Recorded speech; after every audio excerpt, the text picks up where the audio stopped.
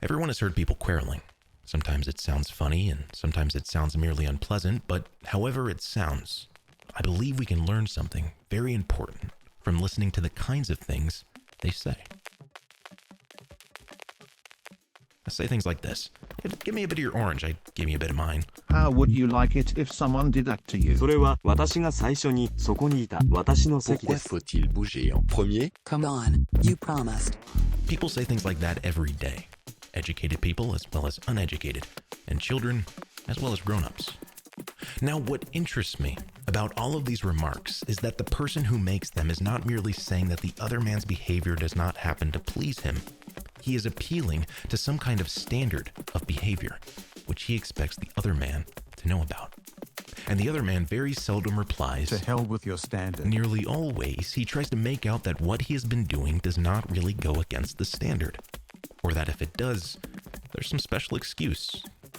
He pretends there is some special reason in this particular case why this particular person took the seat first. They shouldn't keep it. Or that things were quite different when he was given the bit of orange. Or that something turned up, which makes breaking the promise fair.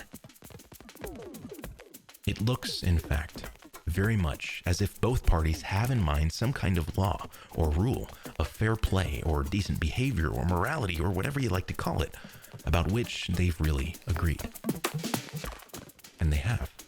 If they had not, they might, of course, fight like animals, but they could not quarrel in the human sense. Quarreling means trying to show that the other man is in the wrong. And there would be no sense in trying to do that unless you and he had some sort of agreement as to what right and wrong are. Just as there would be no sense in saying that a footballer had committed a foul unless there was some agreement about the rules of football. Now this law, or rule, about right and wrong used to be called the law of nature. Nowadays, when we talk about laws of nature, we usually mean things like gravitation, or heredity, or the laws of chemistry. But when the old thinkers called the law of right and wrong the law of nature, they really meant the law of human nature. The idea was that just as all bodies are governed by the laws of gravitation and organisms by biological laws, so the creature, called man, also had this law. With this great difference, that a body could not choose whether it obeyed the law of gravitation, but a man can choose to obey the law of nature or disobey it. In other words, each man is at every moment subjected to several different sets of law, but there is only one of these which he is free to disobey. As a body, he is subjected to gravitation and he cannot disobey it if you leave him unsupported in midair. He has no more choice about falling than a stone has. As an organism, he is subjected to various biological laws which he cannot disobey any more than an animal can. That is, he cannot disobey those laws which he shares with other things, but the law which is peculiar to his human nature, the law he does not share with animals or vegetables or inorganic things, is the one he can disobey if he chooses.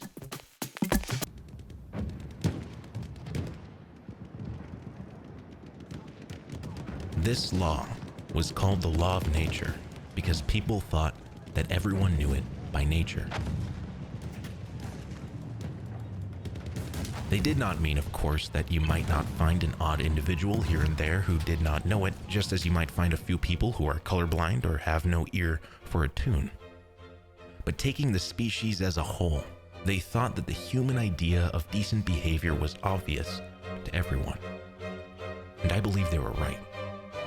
If they were not, then all of the things we said about the war were nonsense. What was the sense in saying the enemy were in the wrong unless right is a real thing, which the Nazis, at bottom, knew and they should have practiced? If they had no notion of what we mean by right, then though we might have still had to fight them, we can no more have blamed them for that than the color of their hair.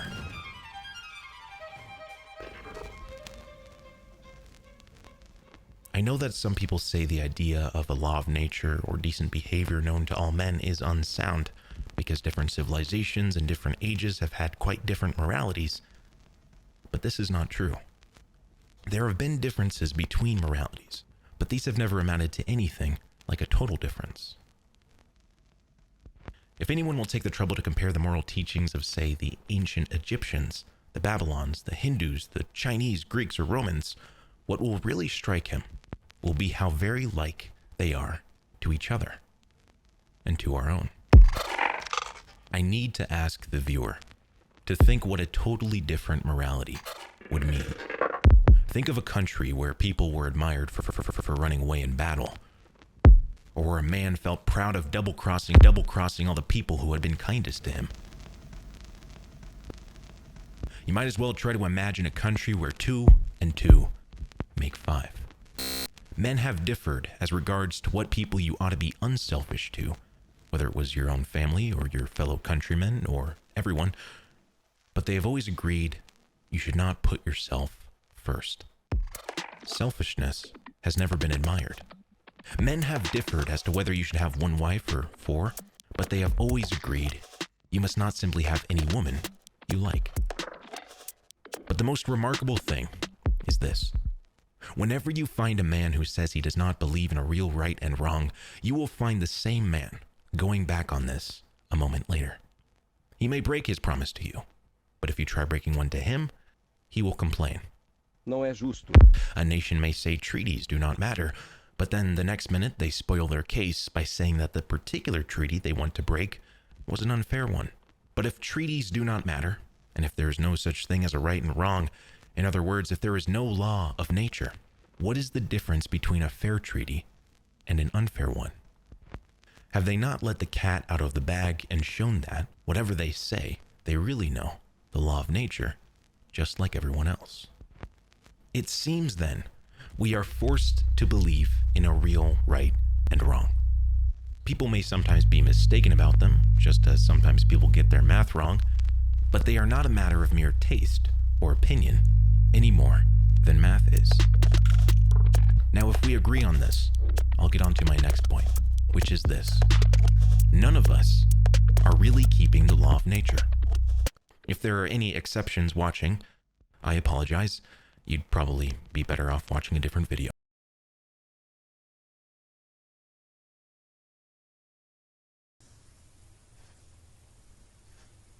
But for the ordinary humans, you and me are left.